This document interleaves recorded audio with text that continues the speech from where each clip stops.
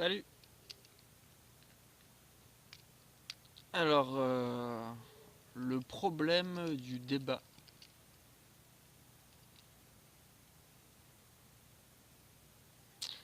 J'ai j'ai l'impression qu'il y a, en France toujours, hein, dans la société que je connais, on a un problème avec le débat, littéralement. On a un problème avec le débat parce que les gens prennent le débat pour une attaque. Et j'entends pas là, par là une attaque personnelle en fait. Quand on débat une de leurs idées,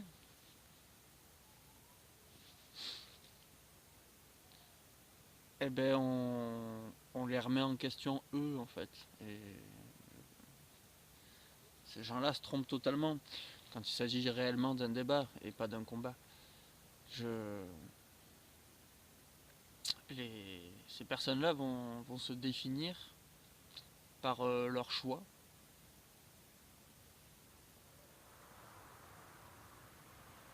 Alors après, est-ce que les choix existent parce que on ignore la source de nos désirs au final. On est programmé à avoir un désir et après on prend une décision en fonction de ce désir, mais on nous a déjà mis sur un chemin qu'on n'a pas choisi en fait. C'est le désir est arrivé, on ne sait pas qu'est-ce qu'il a provoqué, on peut le savoir, on peut remonter certains désirs, mais on ne peut pas la complexité même de la création de ces désirs est telle que on peut effleurer une forme de compréhension, mais et surtout on comprend qu'on ne peut pas faire comme si on savait d'où venaient tous nos désirs. Donc voilà, c'est le débat du libre arbitre, est-ce qu'on l'a, est-ce qu'on l'a pas. C'est pas le sujet. C'est qu'à un moment donné, libre arbitre ou pas, on se retrouve par choisir. J'ai une idée, est-ce que je la mets en œuvre, est-ce que je la mets pas en œuvre. C'est plus ou moins les deux sujets basiques. C'est quelque chose vient de moi niveau inconscient ou intérieur. Comment j'y réagis. J'y réagis positif, négatif, j'y réagis dans une action ou j'y réagis par l'inaction. Euh, le choix qu'on a, c'est ça au final. C'est il y a une falaise, on tombe pas quoi. C'est pas les choix ne sont pas une falaise. Et donc, comme dans cette société, en fait, on n'a pas le choix de grand chose.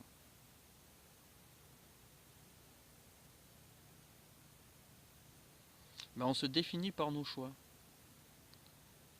Euh, Quelqu'un qui va écouter du métal va se définir métalleux. Quelqu'un qui travaille dans la vente va se définir commercial. Quelqu'un qui repeint sa chambre avec une couleur qu'il choisit va choisir une couleur pour laquelle il a de l'affinité et il va se définir comme étant la personne qui aime cette couleur.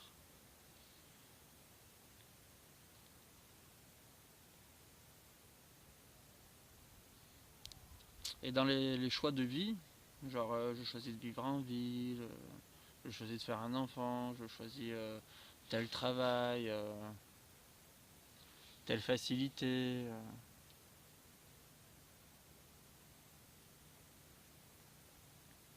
Ouais, les gens vont se définir euh, comme si chaque choix qu'ils faisaient était le reflet parfait d'eux-mêmes, pris en toute conscience,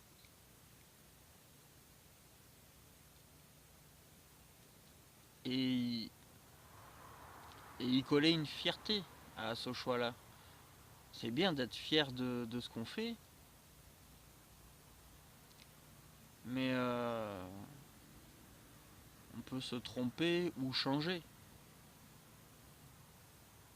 Donc personne, enfin tout le monde est potentiellement dans l'erreur. Et le débat, je pense que c'est un outil qui, après le développement de la parole, Puis après, le développement de la parole a pris de la place comme, comme un filtre, parce qu'on s'est mis à réfléchir, conceptualiser quelque chose et le mettre en application.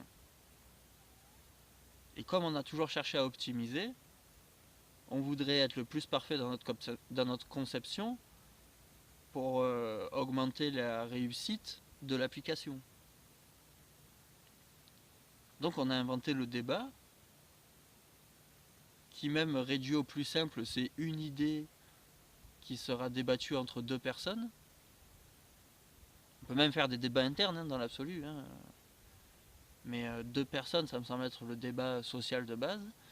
Je te soumets mon idée, je te l'explique, je t'explique l'espoir, les applications ou les déductions qu'on peut faire grâce à cette idée, la logique interne de cette idée.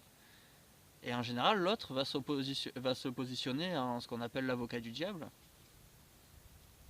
mettre en évidence tout ce qui va lui sembler louche au fur et à mesure, voir si le concepteur a des explications à ce côté louche ou enfin en tout cas voir s'il a envisagé toutes les facettes de la complexité d'une idée qu'on pense avant de mettre en application. Une fois qu'on l'a mis en application, on a un savoir. On a fait comme ça a donné tel résultat. On a fait comme ça a donné tel résultat. Donc là, on est déjà sur des bases sûres. Mais avant tout ça, on le conceptualise une idée. On la conceptualise. Donc, dans un souci de perfection, un outil qui s'est instauré de lui-même, c'est le débat. Je pense que depuis que l'homme a réussi à exprimer une idée, la création du débat, elle est pas loin, quoi. Elle est pas loin derrière, hein, je veux dire, ça doit être un des premiers outils instinctifs d'autocontrôle, au final. Mais dans notre société, euh, où tout doit être parfait, où on court tous vers la réussite et tout, l'échec est un échec cuisant, quoi. Je veux dire, l'échec, c'est mal. Parce que si on est dans l'échec, on n'est pas dans la réussite, donc c'est pas bien. Mais chaque échec est une brique de base pour constituer un nouveau modèle plus viable que le précédent. Je veux dire, si on n'a aucun échec, soit on est parfait, soit on n'a aucune réalisation en cours. Parfait n'existe pas. Je pense que j'ai pas besoin d'essayer de démontrer ça. Il y a des gens qui ont beaucoup de réussite parce qu'ils ont peut-être une meilleure analyse, une meilleure conceptualisation des schémas pour mettre en application. Et donc dans ce monde moderne où on explique aux gens qu'ils peuvent tous atteindre le monde parfait, alors on l'explique que c'est le monde parfait, hein, c'est Disney, on est tous des riches entrepreneurs, autodidactes, où on réussit dans tous les domaines, l'amour, la finance, l'épanouissement, le social, enfin voilà. Dans cette société, je pense que si tu écoutes cette vidéo, soit t'es largué, désolé je m'adresse pas à toi, soit tu vois ce que je veux dire. Eh ben, on a donné une connotation négative au débat parce qu'on préfère que le citoyen se mente à lui-même en croyant être dans le droit chemin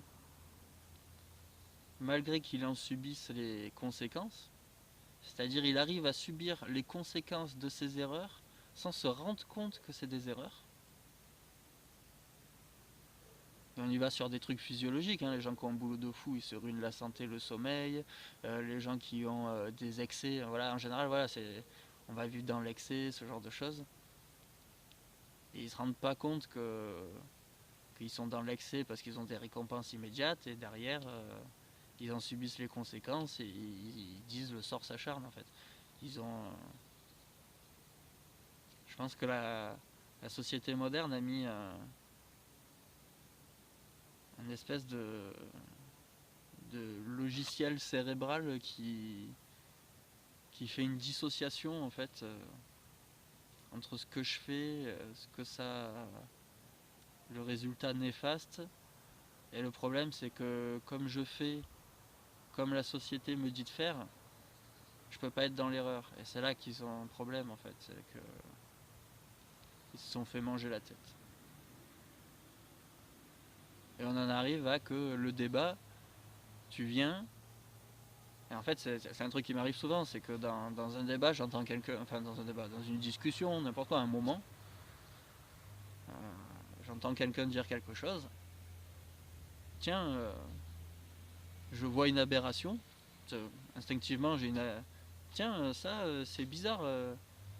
Lui qui m'apprend cette information, qu'est-ce qu'il pense de ma première idée au sujet de ce qu'il parle. Donc en fait là je suis carrément en train de communiquer avec lui, c'est-à-dire j'ai fait l'effort de comprendre ce qu'il m'a dit, j'ai même eu une analyse qui m'a donné une contradiction et qui m'a soulevé un point quelconque, et euh, quand je lui signifie que sa réflexion me fait soulever certains points, cette personne-là se sent blessée intérieurement parce qu'elle se définit par rapport à son idée. C'est-à-dire, au lieu de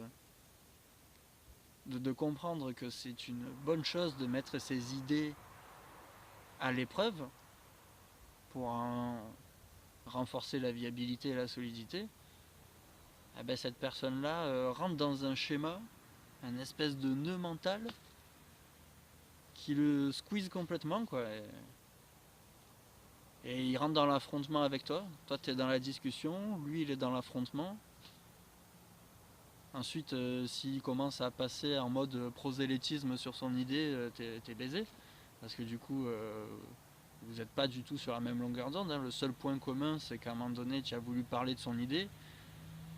Et ça, le problème, c'est que lui, il veut parler de lui, et lui, il s'attend que toi, tu parles de toi.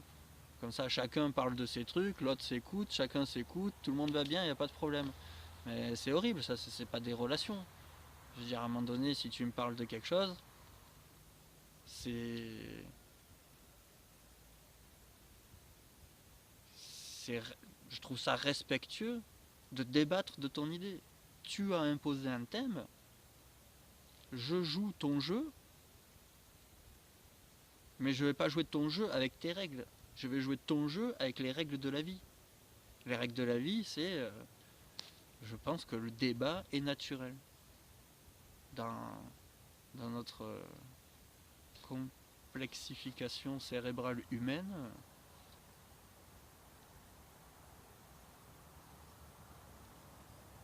Mais voilà, faut pas se tromper. Il y en a qui vont te dire qu'ils débattent, alors qu'ils sont juste en train d'essayer de te convaincre. Et tant qu'ils t'auront pas convaincu, ils resteront dans le débat. Mais c'est parce qu'ils sont pas dans un débat. C'est-à-dire si toi t'es pas convaincu et que tu as des arguments, on parle des arguments. On parle des points de désaccord. Pour savoir pourquoi c'est des points de désaccord et savoir qu'est-ce que ça change dans l'implication ou dans le concept.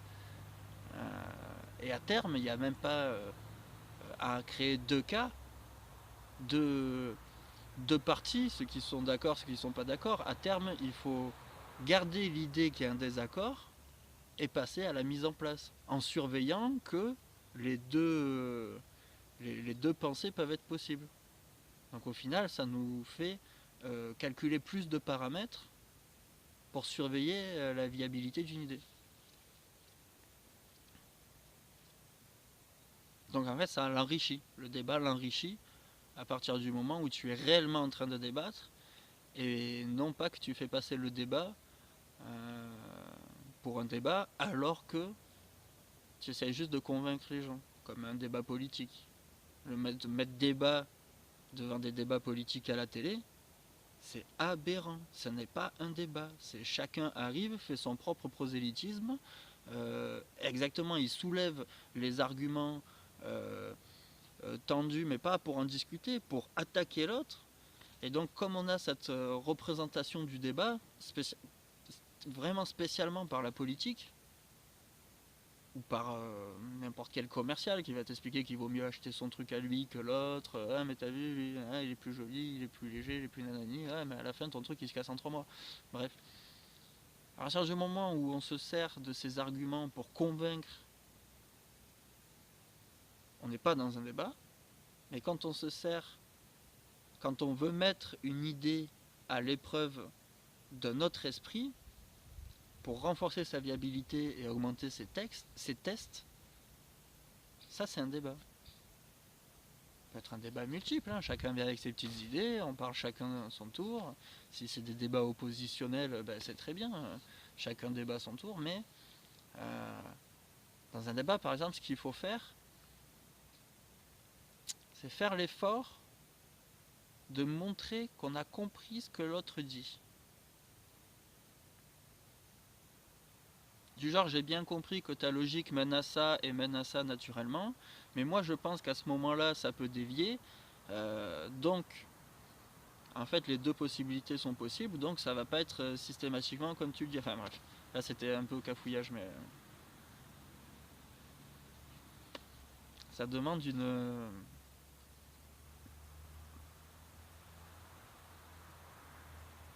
du respect et de la compréhension,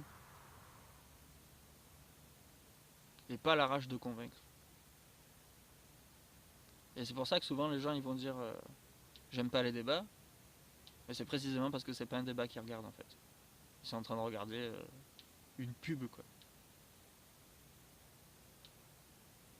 Donc entre la fausse image du débat qu'on a, qui nous fait rentrer des mauvais mécanismes et qui nous empêche de débattre, plus les gens qui ont été dégoûtés par ce mécanisme, c'est-à-dire qui prennent aussi le prosélytisme pour un débat, ben, c'est la merde, hein. Parce que entre ceux qui veulent pas discuter en débat et ceux qui font semblant de faire un débat, alors on obtient une majorité de la population. Ce qui fait qu'on ne débat plus les idées, ce qui fait qu'on perd en force de réflexion énormément. On perd énormément en force de réflexion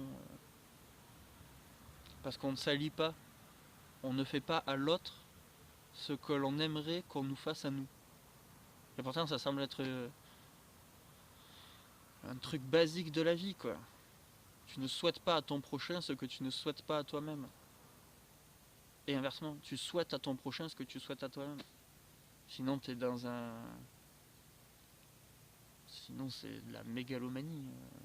Soit on s'estime supérieur aux autres, soit on s'estime inférieur, ce qui serait pas de la mégalomanie, mais un truc bien plus triste.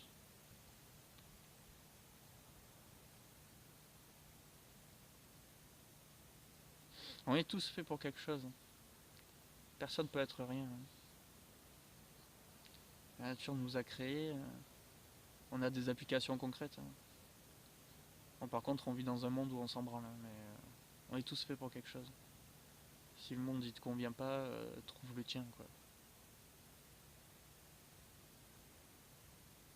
J'ai un peu dévié là. Bref, le débat c'est bien, mais quand c'est bien fait. Pour que ce soit bien fait, faut pas le faire avec des gens dégoûtés. Et il faut le faire avec des gens qui sont réellement dans le débat. À ce moment-là, on est juste en train d'additionner notre cerveau comme multiprocesseur afin de tester la viabilité d'une idée. Ce qui augmente la performance cognitive d'une idée. Automatiquement. À partir du moment où on est réellement dans un débat. Bon, je commence à me répéter. Merci à tous. À plus.